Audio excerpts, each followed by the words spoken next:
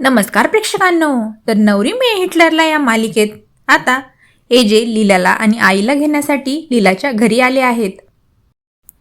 लग्नानंतर जावई बापू पहिल्यांदाच घरी आले आहेत म्हणून लीलाचे आई बाबा त्यांचा छान पाहुणचार करतात. जावयाचा मानपान देखील करतात. कालिंदी एजेचं आणि लीलाचं औक्षण करते. त्यांना भेटवस्तू देखील दिली जाते. त्यानंतर कालिंदी म्हणते की आता आपण कांकण सोडवण्याचा कार्यक्रमसुद्धा करून घेऊयात आणि तो कार्यक्रमसुद्धा छान पार पडतो. आता एजे म्हणतात की सगळं काही झालं असेल तर चला निघूयात का, आणि लीला आहे तशीच निघायला लागते. तेवढ्यात आता एजे म्हणतात की लीला आता जहागीरदारांच्या घरची सून झाली आहे, ती एक साधारण मुलगी राहिली नाही, तर तिने असं न येता छान तयार होऊन यावं. आणि एजे विश्वरूपला त्यांनी आणलेली साडी लीलाला द्यायला सांगतात. लीलाला छान डिझायनर साडी दिली जाते. लीला ती साडी घालून तयार होते आणि जायला निघते. लीला त्या साडीमध्ये फारच छान दिसत असते आणि जहागीरदारांची सून म्हणून देखील ती शोभते. निघताना आता लीला सगळ्यांचा निरोप घेते.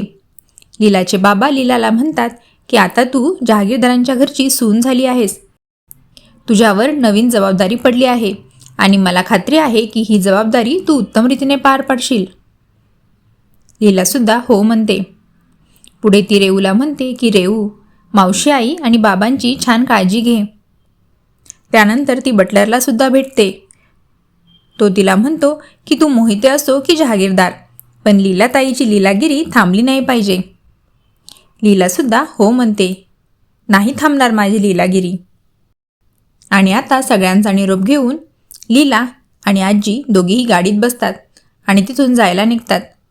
कालिंदीला खूप आनंद झालेला असतो, कारण तिला तर लीलाला जहागीरदारांच्या घरात पाठवायचंच असतं. बाबा आणि रेऊ मात्र खूप भावूक झालेले असतात मुलीची विदाई करताना. लीलासुद्धा रडत असते, कारण ती आता सासरी निघालेली आहे. आता पुढे जहागीरदारांच्या घरात लीलाची लीलागिरी पाहण्यात मज्जा येणार आहे. आणि सासू बनून ती तिन्ही सुनांशी कशी डील करेल हे पाहणंसुद्धा रंजक ठरणार आहे. पुढे आपल्याला लीला आणि एजेंचा रिसेप्शन प्रोग्रामसुद्धा बघायला मिळणार आहे. त्यातसुद्धा नक्कीच काहीतरी ट्विस्ट येणार. किशोर आणि श्वेता नक्कीच काहीतरी गोंधळ त्यात घालणार. हे सगळं पाहणं रंजक ठरणार आहे. तुम्ही हे सगळं पाहण्यासाठी उत्सुक आहात का हे मला कमेंट करून नक्कीच सांगा. आणि असेच पुढील अपडेट जाणून घेण्यासाठी चॅनलला नक्की सबस्क्राईब करा. धन्यवाद.